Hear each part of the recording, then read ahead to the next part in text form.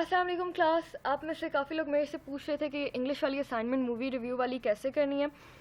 तो बच्चों, आप लोगों ने काम ये करना है कि सबसे पहले ना आपने यहाँ असाइनमेंट सेक्शन में से इसको खोल के ना तो यहाँ से डाउनलोड कर लेना है। ठीक है, आपके पास यहाँ पे ऑप्शन आएगा डाउनलोड का। आपने इसे सबसे पहले अपने पास डाउनलोड कर देना है, क्योंकि यहाँ पे खुले खुले ये एडिट नहीं होगी। ठीक है, आप जितना मर्जी इस पर क्लिक करो, टैप करो, ये आपसे एडिट नहीं होगी।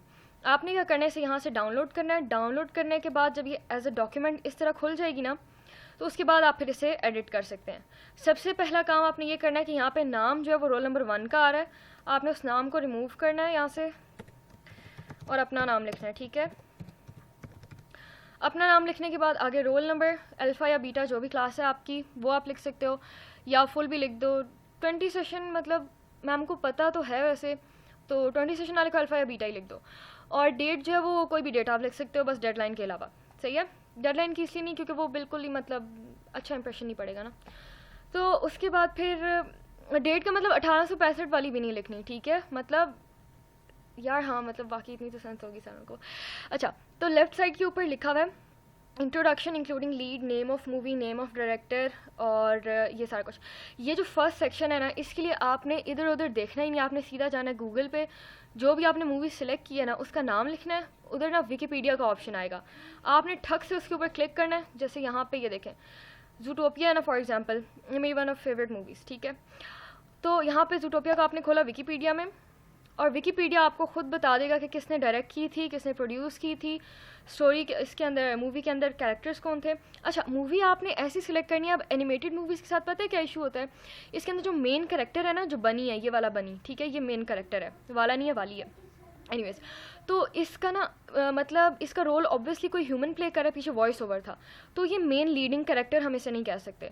आप फॉर एग्जांपल अगर ले लेते हो जस्टिस लीग भी उठाते हो, तो जस्टिस लीग के अंदर ना ये इशू आ जाएगा कि उसमें बैटमैन भी है, साइबॉर्ग भी है, वंडर वुमन भी है, एक्वामैन भी है, फ्लैश भी है, मतलब सारे हैं। ठीक है, तो आप किसी को एक लीड कैरेक्टर नहीं दे सकते कि मतलब यार ये बंदा जो था इसके ऊपर मेन फोकस था, बिकॉज वो सुपर हीरोज थे सारे, तो सबके ऊपर फोकस था। तो इस तरह की मूवी ना उठाएं। मतलब ये एक ऐसी मूवी है जिसका आगे पीछे सीक्वेंस कोई नहीं है, जूटोपिया जो है। बाकी हाँ, क्योंकि मैम ने ये भी कहा था कि सीक्वेंस वाली मूवी नहीं होनी चाहिए। बाकी ये है कि आप कोई भी मूवी उठाओ उसके अंदर कोई मेन कैरेक्टर हो, जैसे कि फॉर एग्जांपल हम ले लेते हैं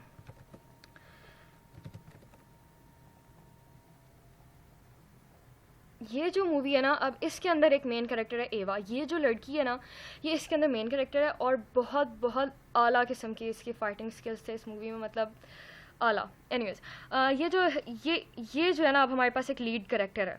ठीक है, और विकीपीडिया आपको इसके बारे में भी बता देगा। वैसे आपने लिखना नहीं है इसके बारे में, पर आपको इसके बारे में बता देगा। तो और ये जो रिलीज़ डेट वगैरह वहाँ पे पूछी हुई है, ये भी यहाँ पे दी हुई है सारी। ठीक है, तो विकीपीडिया आपकी ये फर्स्ट वाला बॉक्स जो है वो फिल कर देगा।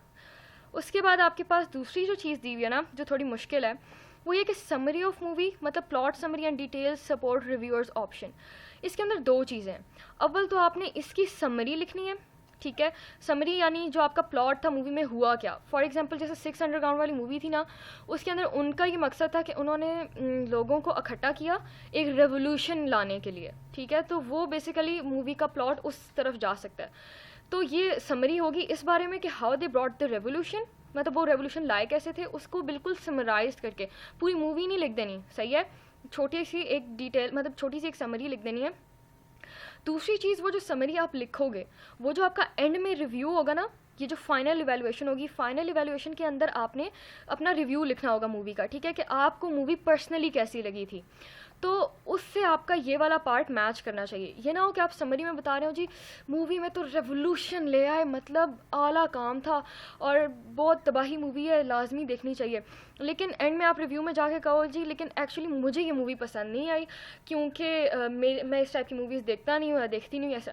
मतलब ऐसी चीज़ें आपने कॉन्ट्रोवर्सी नहीं क्रिएट करनी, कॉन्ट्रोवर्सी नहीं, कॉन्ट्रडिक्शन नहीं क्रिएट करनी। ठीक है, अपने ही उस पूरे उसमें, मतलब आप जो यहाँ पे लिखोगे ना, that should match the opinion जो आप यहाँ पे लिखोगे। ठीक है, फाइनल एवोल्यूशन में। और समरी आपने लिख ली, फिर उसके बाद ना यहाँ पे evaluation of various aspects of film support opinion contain sufficient knowledgeable evaluation of many aspect of film to support. हाँ, इसके अंदर आपने बेसिकली ये लिखना है कि फ़िल्म की डायरेक्टिंग कैसी थी, फ़िल्म की एक्टिंग कैसी थी, फ़िल्म के अंदर एडिटिंग कैसी हुई थी, स्पेशल इफेक्ट्स कैसे थे। जैसे अगर जस्टिस लीग है ना, तो जस्टिस लीग के जो मतलब अभी आई है 2019 वाली, उसके वी एफ एक्स इफेक्ट्स जो थे वो इंतहाई घटिया थे। शदीद घटिया थे। मतलब मुझे देख के बहुत डिसअपॉइंटमेंट हुई थी कि उन्होंने इतना बजट लगाया और वीएफएक्स सारे मतलब पानी कर दिए हैं। तो ये चीज़ आपने लिखनी है कि फॉर एग्जांपल एनिमेटेड मूवी है कोई, तो एनिमेशंस बहुत अच्छी प्यारी क्रिएट की गई हैं। और जैसे जूटोपिया के अंदर जितनी भी एनिमेशंस क्रिएट की गई हैं ना, वो इस तरह से हैं कि अपना एक रियल रोल दिखा रही हैं। जैसे हम लोग इंसान होते हैं ना रियल लाइफ में, वहाँ पे एनिमल्स रियल लाइफ में शो किए हुए हैं, ठीक है। तो वो चीज़ है। और आपने ना हर चीज़ पे थोड़ा थोड़ा रिव्यू दे देना है कि इसकी डायरेक्टिंग बहुत अच्छी की गई है, इसके अंदर एक्टिंग बहुत अच्छी थी, सार्कज़म बहुत अच्छा यूज़ किया गया मूवी में, या अगर कोई कॉमेडी मूवी है तो पंच लाइन्स बहुत अच्छी हैं, और जो इफ़ेक्ट्स डाले गए हैं, अगर कोई इस तरह की मूवी है सुपर हीरोज़ वाली या इस तरह की, तो उसके अंदर इफ़ेक्ट्स साई-फाई मूवीज़ जो होती हैं तो उसके अंदर इफ़ेक्ट्स बहुत अच्छे डाले गए हैं, साउंड ट्रैक बहुत आला था।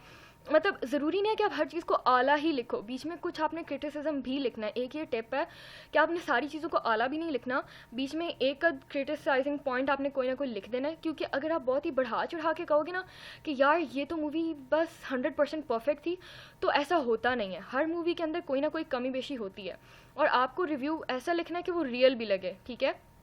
तो आपने मतलब बाइस्ड होकर रिव्यू नहीं लिखना, रिव्यू कभी भी बाइस्ड होकर नहीं लिखा जाता, अगर अनलेस कि आपको मतलब पैसे शैसे मिले हों। तो आपने ना इस तरह अनबाइस्ड से एक रिव्यू लिख देना है। और ये जो फाइनल वैल्यूएशन है, इसके अंदर मैंने ऊपर भी थोड़ा सा बताया था कि आपने अपना ओपिनियन लिखना है कि पर्सनली आपको मूवी कैसे लगी, और जो ऊपर तीनों बॉक्सेस में जो कुछ भी लिखा था उसको कंक्लूड कर देना है छोटा सा।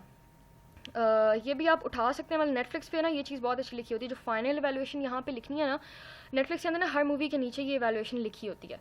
तो अगर किसी पास नेटफ्लिक्स है तो वहाँ से भी देख सकता है। अदरवाइज IMDb उसके ऊपर भी ना आपको ये फाइनल इवैल्यूएशन बहुत अच्छी मिल जाएगी। मैं आपको यहीं पे दिखा देती हूँ। IMDb, ये IMDb के ऊपर ना आपको मूवी वैल्यूएशन सबसे बेस्ट मिलेंगी, सही है। फॉर एग्जांपल हम जस्टिस लीग ही निकाल लेते हैं यहाँ पे, जस्टिस लीग, क्योंकि मुझे वंडर वुमन को देख के वही याद आई है। अच्छा, तो जस्टिस लीग के अंदर